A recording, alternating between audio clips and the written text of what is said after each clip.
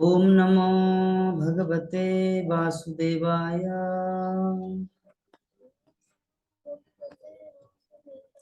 ओम नमो भगवते वासुदेवाय। ओम नमो भगवते वासुदेवाय। नारायणं नमस्कृत्य नरं चैव नरोत्तमं देवीं सरस्वतीं व्यासं ततो जयमुदीरये।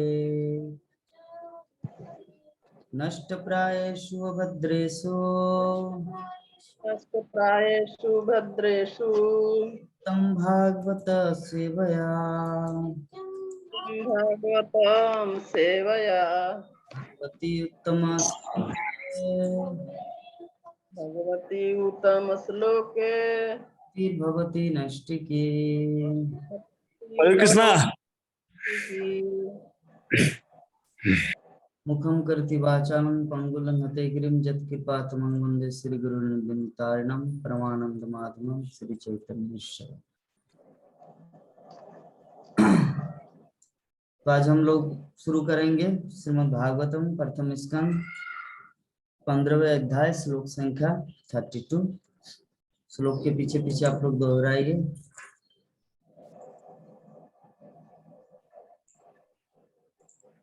निशम्मा भगवान मार्गम निस्मय भगवान मार्गम संस्थां यदुकुलस्य च संस्थां जादुकुलस्य च सपथाय मतिं चक्रे स्वपथाय मतिं चक्रे निभृतात्मा युधिष्ठिर। निभृतायात्मा युधिष्ठिर। निशम्मा भगवान मार्गम निस्मय भगवान मार्गम संस्थां यदुकुलस्य च संस्थाम जदुकुलस्य च अपथाय मतिं चक्रे स्वः पथाय मतिं चक्रे निभृतात्मा युधिष्ठिर। निभृतायात्मा युधिष्ठिर। बढ़िया। हरे कृष्णा प्रभु जी पढ़ रहे हैं, प्रभु जी निकाल रहे हैं। ये श्लोक पढ़िए, बुक को पहले निकाल के रखना चाहिए ना। फिर सॉरी प्रभु जी। नित्यं भगवान मार्गम निशम्मा भगवान मार्गम संस्थाम जदुकुलस्य च स्थां यदुकुलस्य च स्वपथाय मतिं चक्रे अपथाय मतिं चक्रे निभृता आत्मा युधिष्ठिर। निभृतात्मा युधिष्ठिर। हरे कृष्ण जी प्रभु जी पढ़ रहे हैं।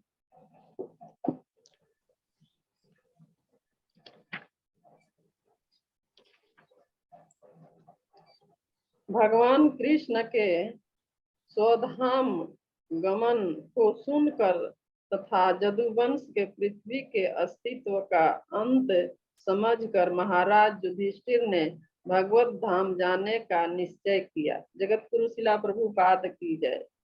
तात्पर्य: इस संसार के लोगों की दृष्टि से भगवान के दूर चले जाने की खबर सुनकर महाराज युधिष्ठिर ने भी अपना ध्यान भगवत गीता के उपदेशों की ओर मोड़ा। वे भगवान के प्रकट्य तथा प्रयाण की विधि के विषय में सोचने लगे। इस मर्त्य ब्राह्मण में भगवान के प्रकट्य होने तथा उनके अंतर्धान होने का उद्देश्य पूर्ण रूप से भगवान की परम इच्छा पर निर्भर करता है। वे किसी उच्चतर शक्ति द्वारा प्रकट या अप्रकट होने के लिए बाध्य नहीं है। जिस प्रकार जीव भौतिक प्रकृति के नियमों द्वारा प्रकट या अप्रकट होने के लिए बाध्य होते हैं, जब भी भगवान चाहते हैं वे कहीं भी और सर्वत्र प्रकट हो सकते हैं। इससे किसी अन्य स्थान पर उनके प्रकट्य तथा तिरोधान पर कोई प्रभाव नहीं पड़ता। वे सूर्य के समान हैं। सूर्य स्वेच्छा से किसी स्थान पर उदय और अस्त होता है, किंतु इससे अन्य स्थानों पर उसकी उपस्थिति पर कोई प्रभाव नहीं पड़ता। सूर्य पश्चिम गोलार्ध में अस्त हुए बिना भारत में प्रातः काल उदय होता है। सूर्य पूरे सौर मंडल में सर्वत्र उपस्थित रहता है, किंतु ऐसा प्रतीत होता है कि किसी एक स्थान में सूर्य निश्चित समय पर प्रातः उदय होता है और शाम को निश्चित समय पर अस्त होता है। जब सूर्य के लिए समय की सीमा कोई अर्थ नहीं रखती, तो फिर परमेश्वर के विषय में क्या कहा जाए। जो सूर्य के भी सृष्टा तथा नियामक हैं, अतएव भगवत गीता में कहा गया है कि जो कोई भगवान की अचिंत्य शक्ति के द्वारा उनके दिव्य प्रकट्य तथा तिरोधान को वास्तव में समझ लेता है, वह जन्म मृत्यु के चक्र से मुक्त हो जाता है और चिन्मय आकाश में स्थित हो जाता है। जहाँ पर वैकुंठ के ग्रह है, वहाँ पर ऐसे मुक्त व्यक्ति जन्म मृत्यु जरा तथा रोग के भय से रहित होकर शाश्वत रूप से रह सकते हैं। आध्यात्मिक आकाश में भगवान तथा उनकी दिव्य प्रेममयी सेवा में निरंतर लगे रहने वाले सारे लोग सदैव तरुण बने रहते हैं, क्योंकि वहाँ न बुढ़ापा है, न रोग और न मृत्यु। चूंकि वहाँ मृत्यु नहीं होती, अतएव वहाँ जन्म भी नहीं होता। इसलिए निष्कर्ष यह निकलता है कि एकमात्र भगवान के प्रकट्य तथा तिरोधान को समझ लेने पर मनुष्य जीवन की सिद्ध अवस्था प्राप्त कर सकता है। अतएव महाराज युधिष्ठिर भी भगवत धाम वापस जाने के विषय में सोचने लगे। भगवान पृथ्वी पर या अन्य किसी लोक में अपने पार्षदों के साथ प्रकट होते हैं, जो उनके साथ नित्य निवास करते हैं, और जदुवंश के सारे सदस्य जो भगवान की लीलाओं में सहायक बने रहे, उनके पार्षद ही थे। उसी तरह महाराज युधिष्ठिर, उनके भाई तथा उनकी माता इत्यादि भी उनके नित्य पार्षद ही थे। क्योंकि भगवान तथा उनके पार्षदों का प्रकट्य तथा तिरोधान दिव्य होता है, अतएव प्राकट्य तथा तिरोधान के बाह्य लक्षणों से किसी को मोहग्रस्त नहीं होना चाहिए। हरे कृष्णा प्रभु। बहुत सुंदर। तो युधिष्ठिर महाराज जब भगवान श्री कृष्ण के स्वधाम चले जाने का जो ये समाचार सुना, तो युधिष्ठिर महाराज सोचे कि और अभी क्या काम है यहाँ पर, बेकार। होता है ना कभी कभी, जैसे प्राचीन काल में हम लोग और भी देखते थे, तो सती पतिव्रता नारी होती है, पतिव्रता नहीं सती नारी, वो अपने पति से इतना प्रेम करते थे कि जब पति का मृत्यु हो जाता काल में या किसी कारणवश या समय अनुसार, तो पत्नी भी वो जलंत आग में अपने आप को न्यौछावर कर देती,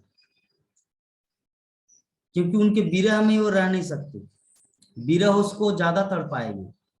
इसीलिए तुरंत तड़प के मर जाते। तो ये अटैचमेंट एक साधारण पति पत्नी के अंदर हो तो भला उस भक्त के अंदर अपने प्रभु के प्रति, कृष्ण के प्रति कितना अटैचमेंट होगा। तो युधिष्ठिर महाराज इसी कारण बोले कि मुझे भी इस संसार को त्यागना है। जब हमारा पूर्ण पति, पूर्ण पिता, पूर्ण परमेश्वर, गुरु वही नहीं रहे, मित्र, सखा, बंधु, भाई वही नहीं रहे, तो जरूरत क्या है यहाँ पर जीने का? व्यर्थ का जीवन, विधवा जैसा जीवन। ठीक है, तो हम लोग देखते हैं इस संबंध में, हम लोग कुंती महारानी के विषय में, और एक अगर कोई पर्पस हो, कुछ सेवा भाव अगर हमारे लिए रहे, अगर कुछ सेवा भगवान हम लोग के लिए निर्धारित करके रखे, तो हम लोगों को उसको करना है। जब पांडु का मृत्यु हुआ तो कुंती और उनकी सौतेली मतलब बहन सौतन, वो दोनों ही मरने के लिए तैयार थे। तो दोनों डिस्कस किए बीच में कि देखो अगर हम दोनों मर जाते तो ये पांचों बच्चे का क्या हाल होगा। इन लोगों का जीवन, ये लोग तो अभी दुनिया देखा नहीं। तो कुंती बोले ठीक है, तो तुम रह जाओ। मांडवी को बोले, माद्री, माद्री को बोले। तो मांडवी कौन है? मांडवी है कोई, इतिहास में है, शास्त्रों में है। तो माद्री को बोले कि तुम रह जाओ, क्योंकि तुम तो अभी दुनिया देखी नहीं अच्छी तरह, मैं तो तुमसे बड़ी हूं। तो माद्री ने फिलोसॉफी दिया, देखिए दीदी, मेरे पति का मृत्यु हुआ मेरे कारण, क्योंकि उनका अभिशाप इस प्रकार था कि जिस दिन तुम स्त्री संग करोगे उस दिन तुम्हारा मृत्यु। तो पांडु महाराज क्या किया था, एक बार की बात है, एक ब्राह्मण और ब्राह्मणी, वो दोनों हिरण और हिरनी का रूप धारण करके यौन संग कर रहे थे अपने पुत्र को जन्म देने के लिए। उन लोगों का जीवन का लक्ष्य था पुत्र को जन्म देने के लिए यौन संग, लेकिन वो लोग इतना प्योर और शुद्ध ब्राह्मण था कि मनुष्य जीवन है आत्म साक्षात्कार के लिए, not like a sense gratification, इंद्रिय तृप्ति के लिए मनुष्य जीवन नहीं है। तो ब्राह्मण खुद ही अपने आप को गिल्टी फील करते, मनुष्य होके क्या मैं एक कुत्ता की तरह काम करो यौन संघ के पीछे, सेक्सुअल लाइफ, इसीलिए खुद इतना शर्म कर रहे थे। और ब्राह्मणी भी उस तरह की क्वालिफाइड थी। तो ब्राह्मण और ब्राह्मण बोथ आर एजुकेटेड, मतलब आध्यात्मिक ज्ञान में इतने क्वालिफाइड थे कि वो लोगों को ये सब चीज बेकार लगता था, सेंस ग्रेटिफिकेशन। तो इसीलिए बोले कि पशु का काम है।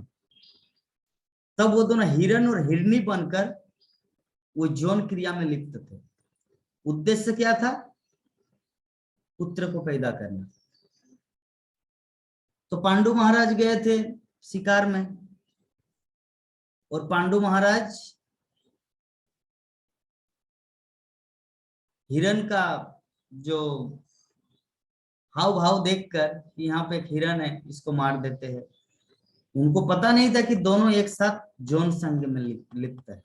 और ऐसी अवस्था में जो तीर घुसा तो आर पार हो गया दोनों का, पति पत्नी दोनों के मतलब बीच में वो दोनों अटक गए।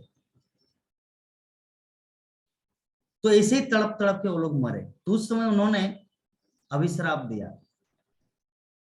कि देखिए मुझे अभिशाप देने का कोई इच्छा नहीं था, लेकिन तुमने कैसे समय में हम दोनों को मारे, जो बिना अभिशाप देके मैं रह ही नहीं सकता, मेरे आत्मा को चैन नहीं मिलेगा। तो पांडु महाराज को बोले कि तुम्हारा मैं तो ये अभिशाप नहीं दूंगा कि तुम मरोगे, तुम तुरंत मरो।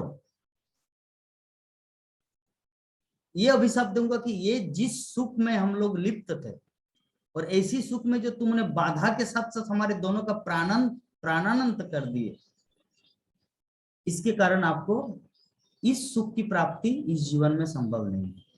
जब भी इस क्रिया में तुम लिप्त होंगे तुम्हारा मृत्यु निश्चित है।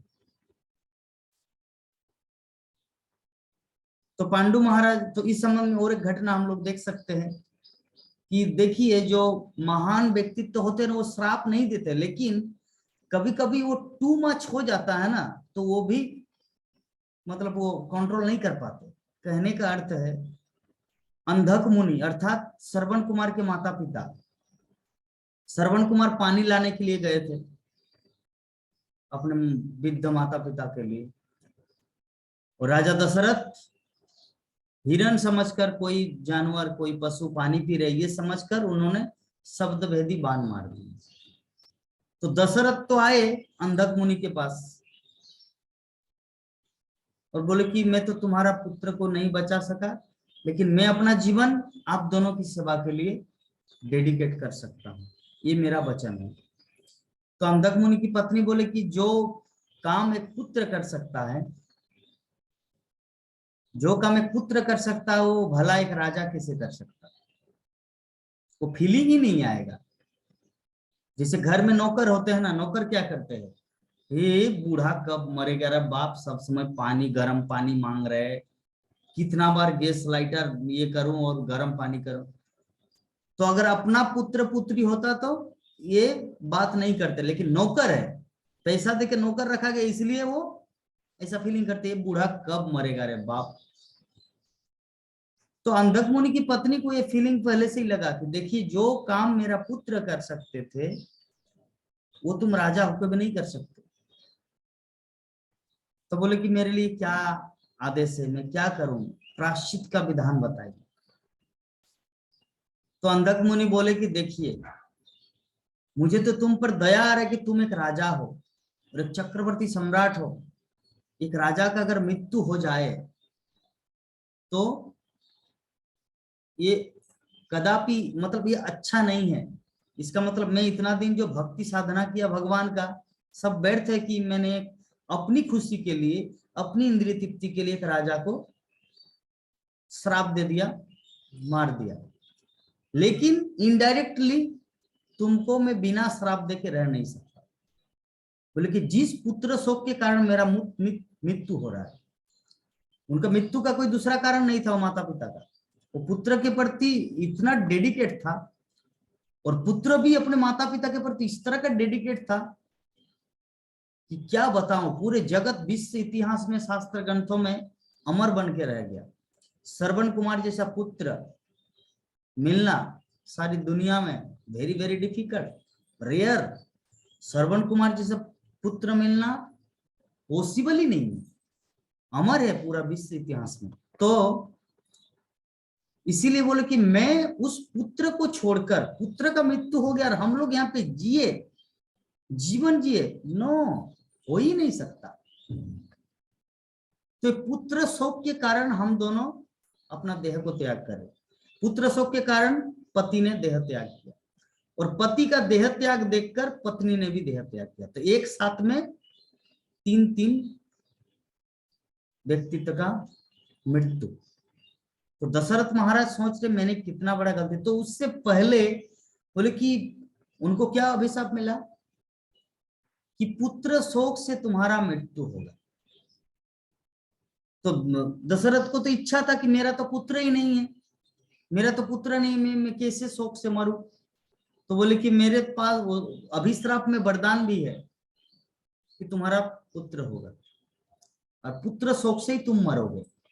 और वही हाल हुआ। देखिए कर्म का खेल कैसा होता है, ये प्रकृति का जो नियम है ना, ये प्रकृति, पाप किसी का बाप नहीं होता, चाहे भगवान का ही बाप क्यों ना हो, भगवान का ही बाप क्यों ना हो। ये जो प्रकृति का जो नियम है इतना कठोर है, इतना स्ट्रिक्ट है, नोबडी कैन एस्केप, कोई इससे बच नहीं सकता।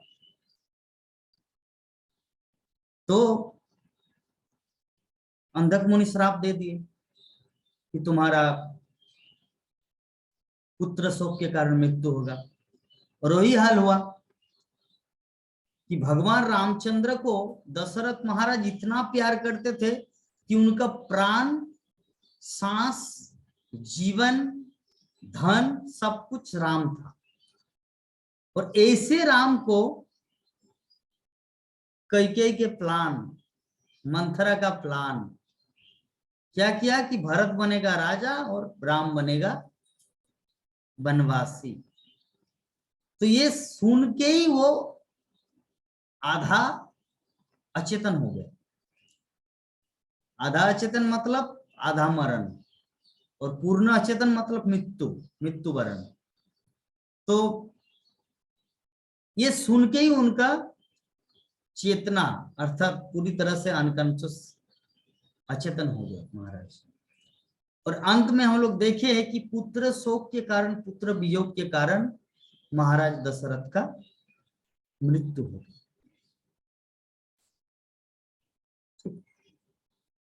तो यहाँ पे हम लोग देख रहे हैं कि अंधक मुनि श्राप दिया दशरथ महाराज को, नहीं देना चाह रहे थे फिर भी दिया, लेकिन उपयुक्त श्राप दिया।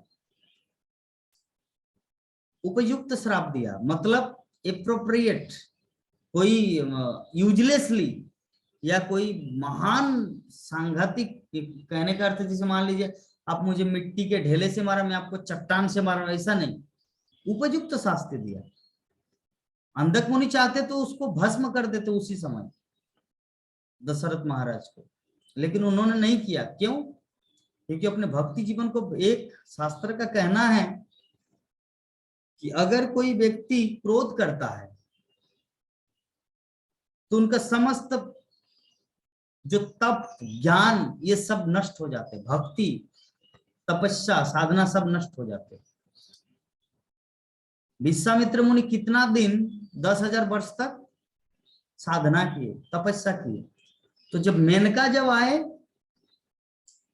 तो उनको भंग कर दिया, संसार बनाए, पत्नी बनी, एक बच्चा भी हुआ, मतलब एक शकुंतला का जन्म भी हुआ।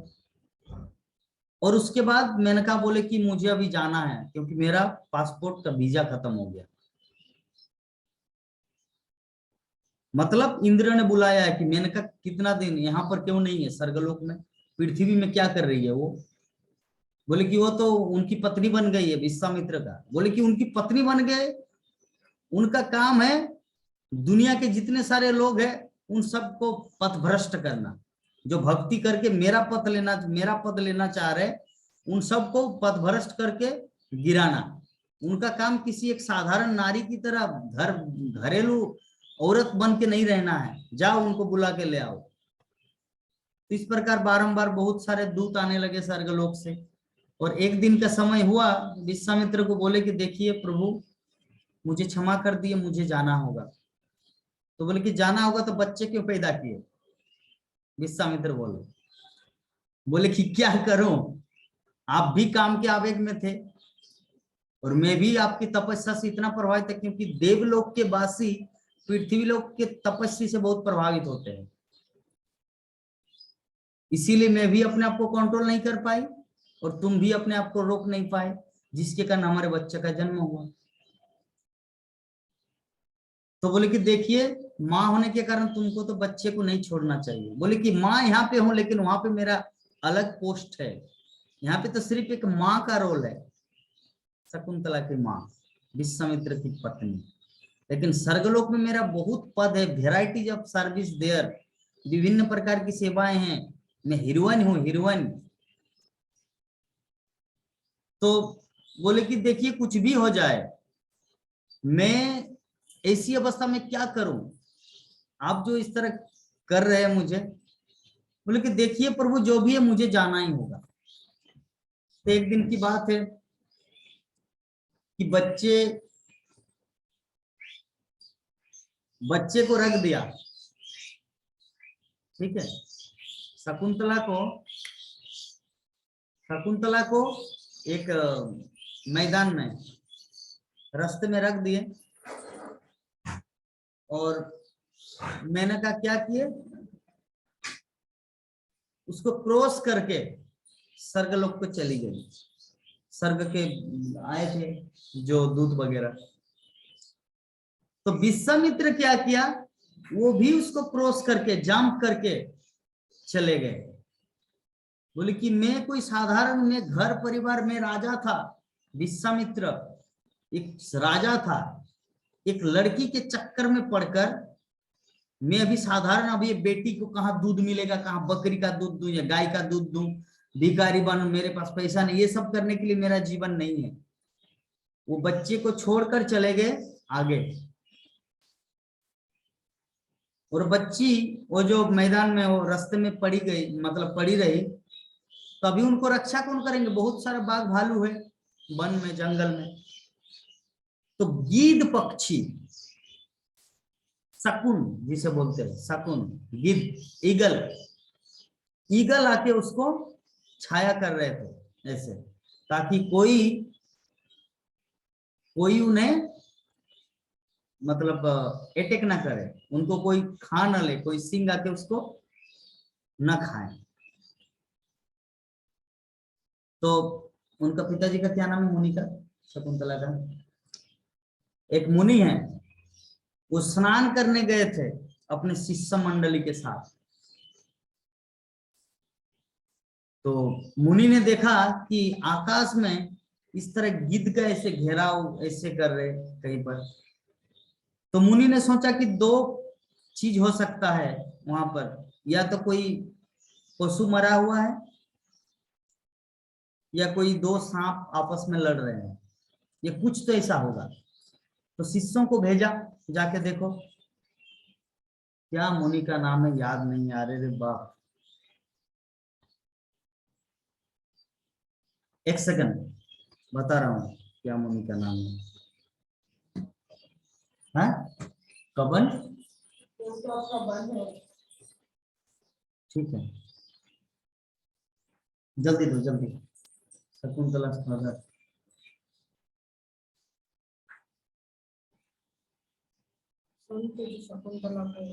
शकुंतला,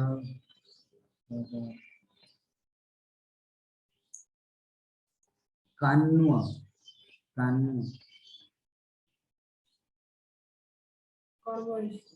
कान्वा ऋषि, हाँ यस, कान्वा ऋषि। एक सेकंड। तो कान्वा ऋषि जो है, शकुंतला,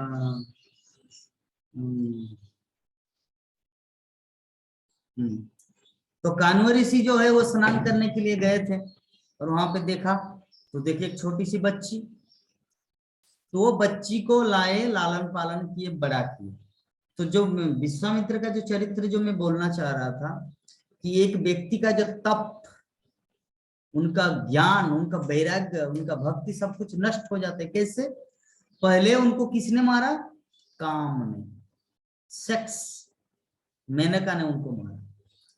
अभी फिर तपस्या करने के लिए चले गए, बच्चे पत्नी सबको छोड़ के। पत्नी तो चली गई डिवोर्स लेके, बच्चे को छोड़कर वो आगे चले गए।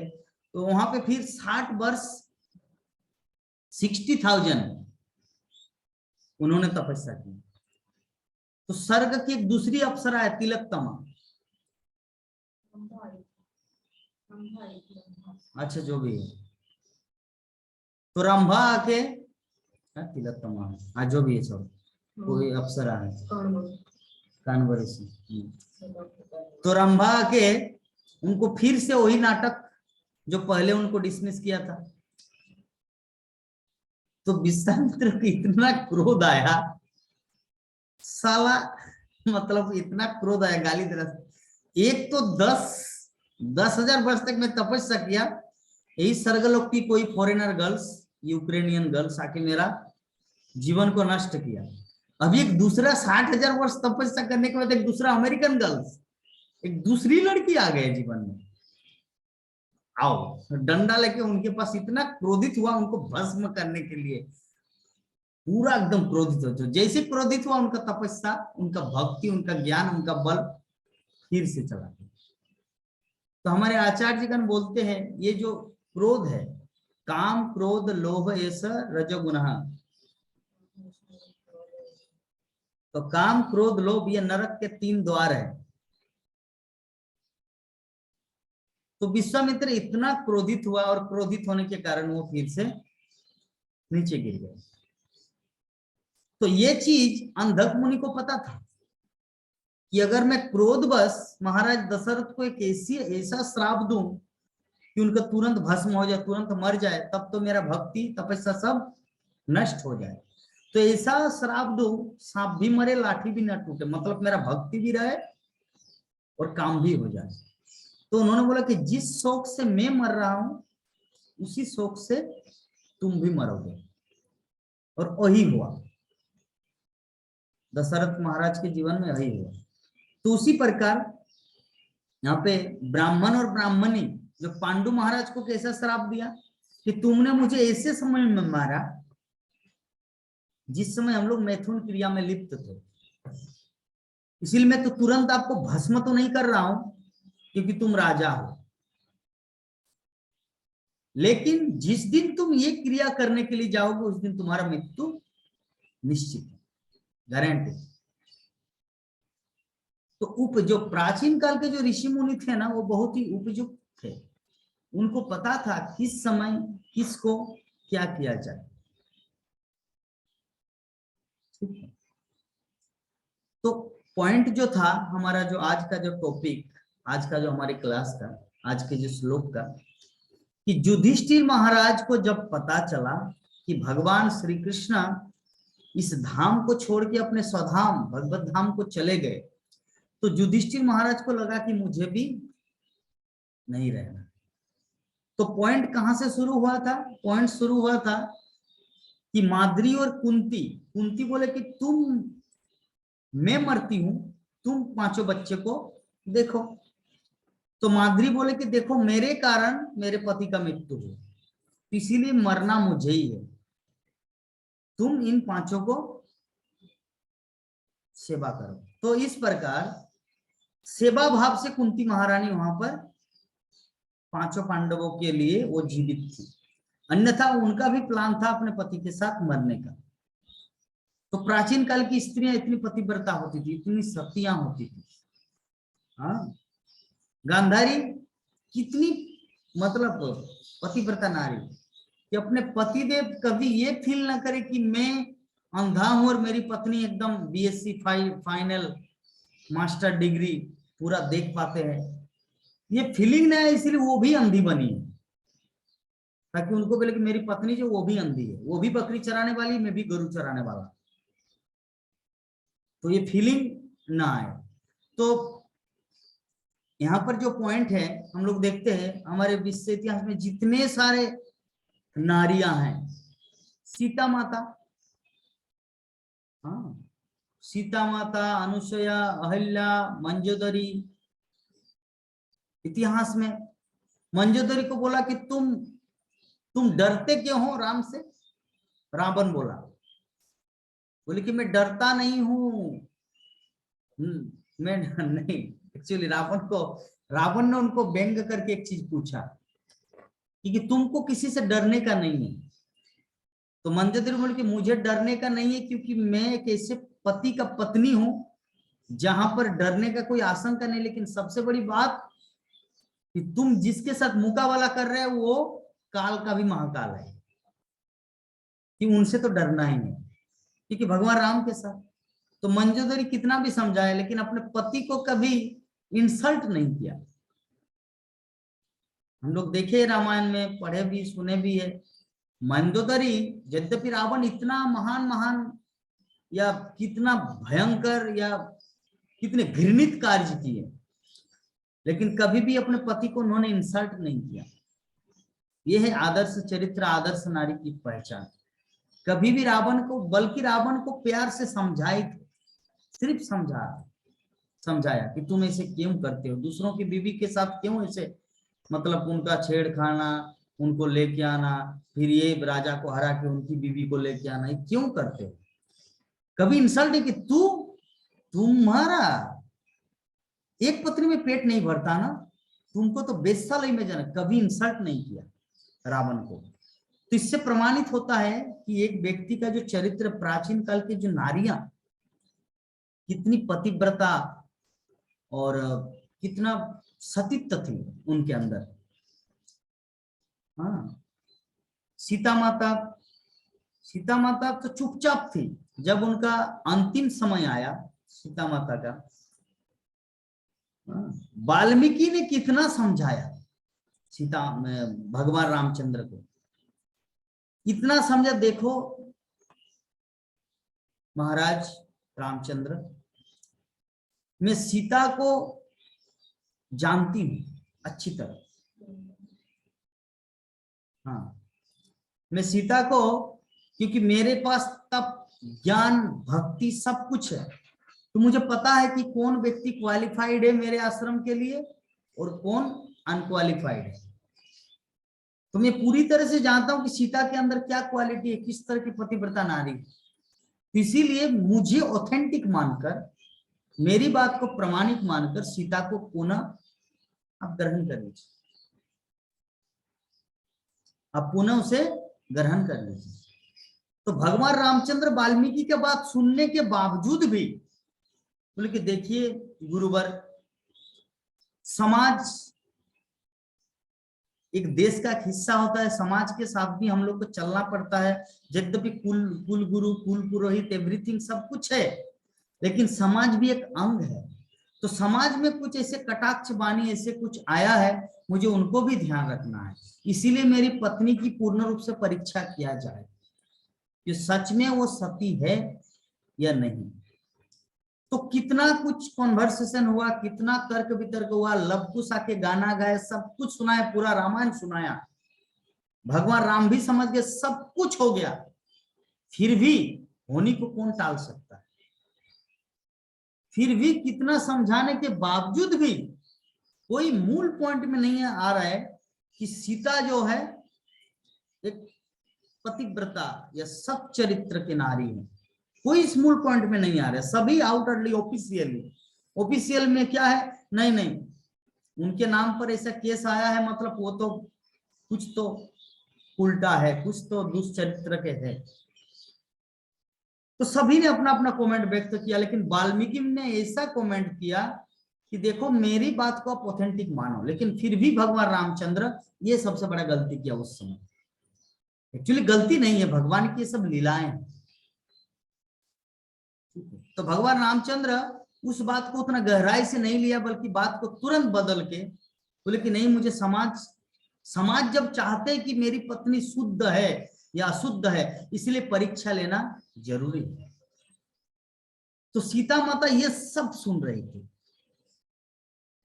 ये सब सुन रही थी, और अंत में उन्होंने ये 2 वर्ड्स बोले जिसमें सबका मुंह बंद हो गया। किसी के पास कोई स्कोप ही नहीं था, कोई ऑप्शन ही नहीं था सीता को रोकने का।